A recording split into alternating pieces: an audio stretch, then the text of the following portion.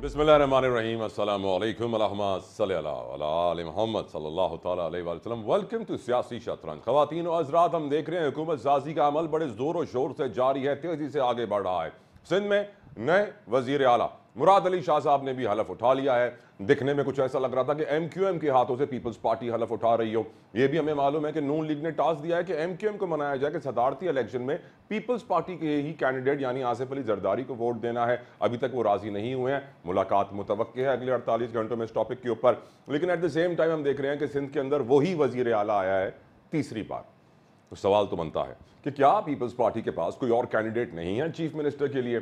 क्या peoples party में कोई और ऐसा शख्स मौजूद नहीं है? क्या कोई और ऐसा शख्स काबिल नहीं है? क्या कोई और ऐसा शख्स इतना अच्छा नहीं है जितना मुराद अली शाह है? तो क्या है ऐसा मुराद अली शाह में, ये हम आज के प्रोग्राम में जाने की कोशिश करेंगे कि तीसरी बार उनको मौका मिला है और किसी और को नहीं मिला, जबकि और स्ट्रॉन्ग कंटेंडर्स भी मौजूद थे। नासिर हुसैन शाह साहब का नाम आ रहा था, शर्जील इनाम मेमन साहब का नाम आ रहा था, लेकिन नहीं, अगेन मुराद अली शाह। वाई? इसके ऊपर आज हम सवाल उठाएंगे। साथ साथ एक बड़ा इशू ये भी है, जैसे हम जानते हैं कि KPK और बलूचिस्तान की असेंबली का इजलास कल तलब कर लिया गया है।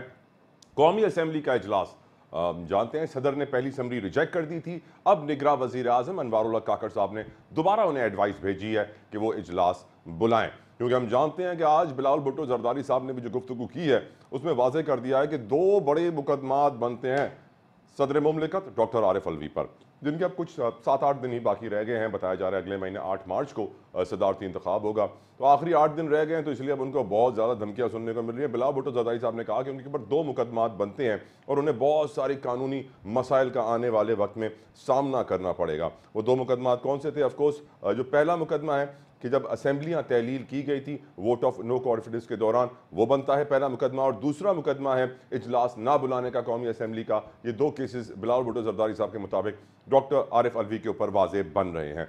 नून लीग की बात की जाए तो नून लीग ने आज अपनी ख्वाहिश इलेक्शन कमीशन ऑफ पाकिस्तान के सामने रख दी है। नून लीग की ख्वाहिश ये है कि जितनी भी मखसूस रिजर्व नशिस्तें सीट्स हैं नेशनल असेंबली में जो सुन्नी इत्तेहाद काउंसिल मांग रही है, जो कि जानते हैं कि PTI ने सुन्नी इत्तेहाद काउंसिल को ज्वाइन कर लिया था, वो आज़म नज़ीर तारड़ साहब कहते हैं कि सारी की सारी वो सीट्स नून लीग को दे दी जाएं। तो यकीनन इसके ऊपर एहतजाज हुआ। PTI के वकला ने, बैरिस्टर अली जफर ने भी कहा कि नहीं, अब मुमकिन ही नहीं है, लेकिन इलेक्शन कमीशन ने समाअत कल तक मुलतवी कर दी है। और PTI के गौहर खान साहब का भी यही मौक़िफ़ है कि जब तक ये रिजर्व सीट्स का नोटिफिकेशन जारी नहीं होता, ये इजलास गैर कानूनी है। ये जो सिंध में इजलास हुआ ये गैर कानूनी है, जो पंजाब में इजलास हुआ वो गैर कानूनी है। तो यकीनन अब देखना ये है कि क्या कानूनी है क्या गैर कानूनी है, क्योंकि हम जानते हैं बड़े बड़े कानूनदान आते हैं, एक कानूनदान कहता है कि ये सही है, दूसरा कानून कहता है कि ये सही है। अवाम मेरे और आपकी तरह कन्फ्यूज़ हो जाते हैं। यकीनन इसके ऊपर आज के प्रोग्राम में हम बात करेंगे। और मौलाना फजलुर रहमान ने जो इस वक्त स्टांस अपनाया हुआ है, इंतहाई जारहाना, वेरी एग्रेसिव, इनफैक्ट लग कुछ ऐसा रहा है जो PTI कहना चाहती है और ख़ुद कह नहीं पाती, वो मौलाना फजलुर रहमान से कहलवा रही है। मौलाना फजलुर रहमान ने आज भी इस्टेब्लिशमेंट को आड़े हाथों लिया और जो तनकीद उन्होंने की उसमें कहते हैं कि इस्टेब्लिशमेंट चाहती है कि असेंबली और लोग उनके मुताबिक हों, उनसे मुल्क नहीं चलने वाला। ये भी कह दिया कि सदर के इंतखाब में वोट नहीं डालेंगे। अब वाज़े हो रहा है कि मुल्क में एक तरफ हुकूमत साजी का अमल जारी है, लेकिन जो धांधली के नारे लगाने वाले थे वो भी एहतजाज का अमल जारी रखे हुए हैं और वो हथियार डालने को तैयार नहीं है। अब देखना यह है कि ऊँट किस करवट बैठेगा, ये एहतजाज कहाँ तक पहुँचेगा और जो धमकियाँ दी जा रही हैं मौलाना फजलुर रहमान साहब की जानिब से, इसका क्या रिजल्ट निकलेगा। मेरे साथ कमाल पैनल भी होगा, लेकिन इस वक्त मैं शो में वेलकम करना चाहूँगा आगाज़ में ही सबसे पहले, किसी तारफ़ के मोहताज नहीं है, सिंध के बहुत बड़े सियासतदान, पीपल्स पार्टी के सीनियर रहनुमा सैयद नवीद कमर साहब। बहुत बहुत शुक्रिया sir for giving us your precious time. Syed बादशाह, मुझे ये बताइए, पहला सवाल, मुराद अली शाह साहब को सर तीसरा टर्म दिया गया एज चीफ मिनिस्टर, क्या पीपल्स पार्टी के पास सर कोई और कैंडिडेट नहीं है, या जितने अच्छे मुराद अली शाह हैं उतना अच्छा कोई हो ही नहीं सकता? नहीं भाई, ये तो पार्टी का फैसला होता है। इन योर ओपिनियन सर, आप बेनजीर के साथी हैं सर, आपका भी कोई ओपिनियन छोटा तो नहीं होगा सर? नहीं, लेकिन खैर हमारी तो प्रोविंस में अब सियासत नहीं रही, फेडरल लेवल पे करते हैं। लेकिन बात सारी ये है कि अगर पार्टी सेटिस्फाइड है कि सिंध गवर्नमेंट की परफॉर्मेंस जो है वो ऐसी है, और खासकर लोगों ने भी उसको जो है उनको रिटर्न इन किया है, बल्कि बहुत बड़ी तादाद में किया है, तो कोई रीज़न नहीं कि उनको दोबारा से ये मौका ना दिया जाए कि जो वर्क इन प्रोग्रेस है उसको कंप्लीट करें, आगे बढ़ें। Right sir. सर एक प्रॉब्लम है MQM, कहा जा रहा है कि मियां शहबाज शरीफ साहब को टास्क दिया गया है कि सदारती प्रेसिडेंशियल इलेक्शन में एमक्यूएम का वोट आसिफ अली जरदारी साहब को ही डले, तो अगले 48 घंटों में इंपॉर्टेंट मीटिंग है जिसमें फैसला होगा। सर, आज हमने देखा एमक्यूएम के हाथों से पीपल्स पार्टी ने सीएम का भी हलफ उठाया है। सर, ये हम जानते हैं कि नून लीग का भी इत्तेहादी है एमक्यूएम, लेकिन पीपल्स पार्टी की नहीं बन रही है एमक्यूएम से, जबकि सूबे में साथ काम करना है, मुल्क को तरक्की की तरफ लेके जाना है, मुफाहमत की बात करनी है, बनानी तो पड़ेगी नवीद साहब।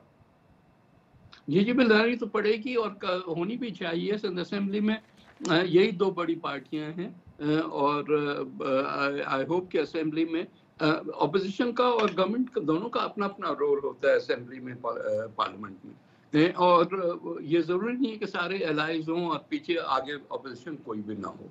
तो उस हद तक तो ठीक है, हम अलग अलग बेंचेस पे बैठे हैं, लेकिन एक वर्किंग रिलेशनशिप होना बहुत जरूरी होता है। इसलिए क्योंकि आफ्टर ऑल सूबों के मामला जो हैं वो इस तरह से नहीं चल सकते। आपको उनके साथ बैठना भी पड़ता है, उनके साथ बाकी जो डीलिंग्स हैं, चाहे वो कमिटीज में हो या चाहे फ्लोर पे हो, वो करनी पड़ती हैं। तो मैं बिल्कुल उस ओपिनियन का हूँ कि एमक्यूएम को उस हद तक इन्वॉल्व होना चाहिए। बाकी जाहिर है कि उनका अपना नजरिया है, हमारा अपना नजरिया है, उस तरीके से गवर्नमेंट चलेगी। सैयद नवीद किमर साहब, आप माशाल्लाह से सर फाइनेंस मिनिस्टर भी पाकिस्तान के रहे हैं, आप पेट्रोलियम मिनिस्टर भी रहे हैं और भी बड़े अहम ओहदे आपने संभाले हैं। यकीनन मईशत एक बहुत बड़ा सवाल है जो मुझे आपसे पूछना है, साथ साथ ये भी पूछना है कि आप वफाक में तो वजारतें नहीं ले रहे हैं, लेकिन पंजाब में वजारतें क्यों ले रहे हैं? इस पावर शेयरिंग फार्मूला मुल्क का मुआशी और सियासी मुस्तकबिल। लेकिन विद योर परमिशन सैयद बादशाह, छोटी सी कमर्शियल ब्रेक लेते हैं, ब्रेक के बाद वापस आएंगे, डिस्कशन यहाँ से कंटिन्यू करेंगे। Don't go anywhere, will be right back.